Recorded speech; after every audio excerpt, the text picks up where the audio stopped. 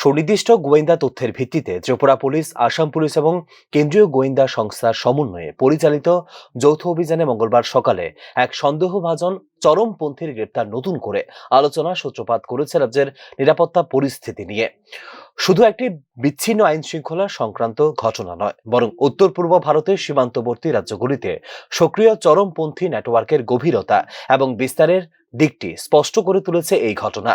গ্রেপ্তার হওয়া জাগির মিয়া পশ্চিম ত্রিপুরার জয়পুর গ্রামের বাসিন্দা। স্পেশাল টাস্কফোর্স পুলিশ স্টেশনের মামলা নম্বর 06/2025 অনুযায়ী ভারতীয় ন্যায় সংহিতা 2023-এর একাধিক ধারা এবং বেআইনি কার্যকলাপ আইন বা ইউএপি এর কঠোর ধারার অভিযোগ আনা হয়েছে তার বিরুদ্ধে। এই ধারাসমূহ সাধারণত সংগঠিত সহিংসতা, রাষ্ট্রবিরোধী ষড়যন্ত্র এবং সন্ত্রাসী কার্যকলাপের সঙ্গে সরাসরি যুক্ত, যা এই মামলার গুরুত্বকে বাড়িয়ে দিয়েছে বহুগুণ। তদন্তে উঠে আসা সবচেয়ে উদ্বেগজনক দিকটি হল জাকির মিয়ার সঙ্গে ইমাম মাহমুদে কাফিলা নামে পরিচিত একটি সংগঠনের সক্রিয় যোগাযোগ, যা নিষিদ্ধ জঙ্গি সংগঠন জামায়াতুল মুজাহিদিন বাংলাদেশ বা এএমবি এর সম্প্রসারণ হিসেবে পরিচিত।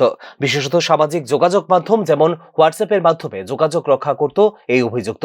ত্রিপুরা বাংলাদেশের সঙ্গে দীর্ঘ আন্তর্জাতিক সীমান্ত ভাগ করে নেওয়া একটি সংবেদনশীল রাজ্য। অতীতেও সীমান্ত পেরিয়ে জঙ্গি কার্যকলাপ, অনুপ্রবেশ এবং নাশকতার আশঙ্কা বড় চ্যালেঞ্জ হয়ে উঠেছে প্রশাসনের কাছে। এ প্রেক্ষাপটে রাজ্যের অভ্যন্তর থেকে একজন সন্দেহভাজন চরমপন্থী গ্রেপ্তার সীমান্ত নিরাপত্তা, স্থানীয় নজরদারি এবং গোয়েন্দা তথ্যের সমন্বয়ে তুলে এনেছে সামনের সারিতে।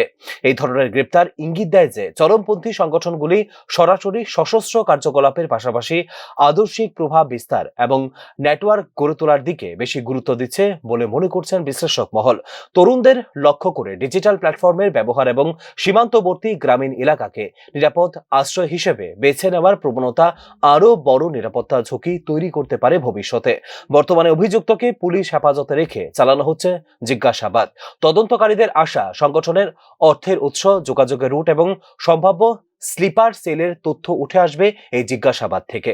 Bureau report, news now.